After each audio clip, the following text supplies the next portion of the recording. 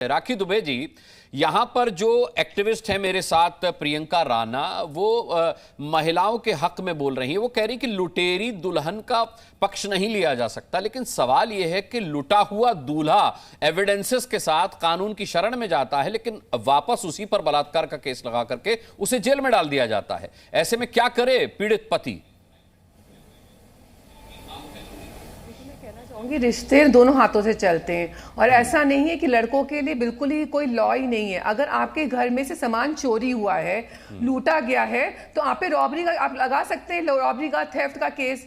ऐसा नहीं, और अगर आपको धमकियां दी जा रही तो एक्सटॉर्शन का भी केस हो सकता है। मारा पीटी हो रही है तो आप उन पे हर्ट का भी केस कर सकते हैं, ग्रीवियस इंजरी या सिंपल इंजरी जैसी हुई है। तो ऐसा नहीं, हमारे क्रिमिनल लॉ में लड़कों के लिए भी प्रोविजंस हैं, वो उनको भी अपने प्रोविजंस को अवेल कर सकते हैं, जिस तरीके से लड़कियों के लिए।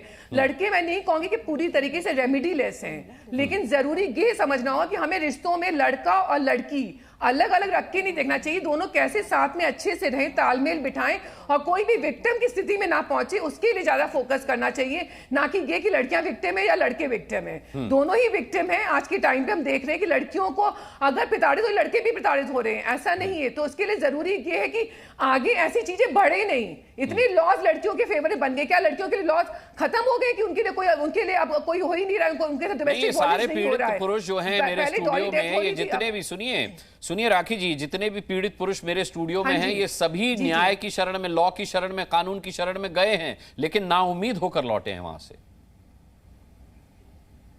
देखिए, कानून के घर में देर है अंधेर नहीं है। उन्होंने केसेस करे तो केसेस का एक प्रॉपर ट्रायल होता है, एक फेयर ट्रायल की अपॉर्चुनिटी तो दोनों के पास है ना। जिस तरीके से लड़कियों को भी अपनी जंग लड़नी पड़ती है जस्टिस मिलने के लिए, वैसे ही लड़कों को भी जंग लड़नी पड़ेगी ना जस्टिस मिलने के लिए। आज आपने एफआईआर कर दी है लड़की पक्ष में, तो ऐसा तो नहीं कि आपकी एफआईआर रजिस्टर ही नहीं हुई है, रजिस्टर हो गई है। तो उसके बाद ये बात सही है कि जब आपके मैट्रिमोनियल केसेस होते हैं, अनुराग जी, ये आप भी बेहतर समझते होंगे कि जब मैट्रिमोनियल केसेस स्टार्ट होते हैं तो एक काउंटर केस वो चलते रहे, दोनों तरफ से केसेस चलते रहते हैं। तो दोनों पक्ष अपने अपने जो भी होते हैं केसेस डालते रहते हैं। अच्छा, मैं आपको अजय से पूछवा देता हूं। अजय, वो जो आपको लूट करके गई थी, क्या वो पकड़ी गई? नहीं पकड़ी गई अभी तक। अब देखिए राखी जी, वो पकड़ी नहीं गई, लेकिन बलात्कार का जो केस इन पर उल्टा डाला गया था, उसमें ये जेल काट कर आ चुके हैं। और आज भी वो जाने कितने लोगों को लूट रही है, खुलेआम घूम रही है, जहाजों में घूम रही है। आपको गरीब बताती है। कमी लॉ की नहीं है, कमी सिस्टम की है। अगर पुलिस प्रॉपर्ली इन्वेस्टिगेट नहीं कर रही है तो उसमें लॉ को आप नहीं कह सकते ना कि रेमेडी लेस है लॉ। आप पुलिस इन्वेस्टिगेट करें ना। पुलिस क्यों नहीं लड़की को पकड़ के ला रहा है? अगर लड़की ने चोरी करी है, पकड़ के लाए और सारी चीजें रिकवर करें। डिमांड होती है ललित कुछ कहना चाह रहे हैं। ललित आपसे कुछ कहना चाह रहे हैं। मैं सर आपको सिस्टम की एक बिल्कुल परफेक्ट एग्जांपल बताता हूं। जब भी मैट्रिमोनियल केस में 498A की एफआईआर होती है, एक लीगल प्रोसेस होता है, 41A सीआरपीसी का पालन होता है। सुप्रीम कोर्ट की गाइडलाइन है, होम मिनिस्ट्री की गाइडलाइन है। मेरे केस में भी 41 सीआरपीसी मुझे मिलना चाहिए था।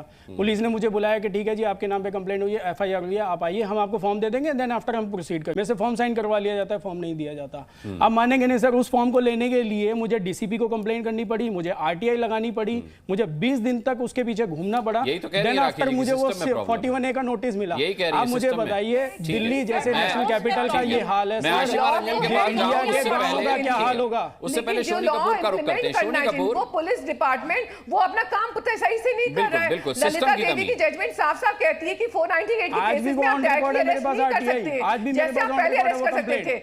लेकिन और उसको अब उनको पहले पुलिस को इन्वेस्टिगेट करना पड़ेगा, तथ्यों को समझना पड़ेगा कि एक्चुअल में केस कितना जेन्युइन है, कितना नहीं। उसके आगे ही उनको जाके अरेस्ट करना होगा। अगर पुलिस प्रॉपर्ली इन्वेस्टिगेट नहीं करेगी, उसमें कोर्ट या लॉ को ब्लेम नहीं कर सकते हैं। पहले कानून तो बने। एक बड़ा मुद्दा है, कानून ही नहीं है पुरुषों के लिए। कानून मैडम बिल्कुल अपने लॉ एंड ऑर्डर है प्रॉपर अपनी जगह पे। ऐसा नहीं है कि लॉ एंड ऑर्डर ठीक है। अच्छा, शोनी कपूर हमारे साथ है, सुनिए। महिलाओं के लिए तो पुरुषों के लिए भी कानून है मैडम, ऐसा बिल्कुल भी नहीं है। ठीक है। अच्छा, अगर कानून नहीं होता तो अजय जा नहीं पाते पुलिस के पास। कानून जो है,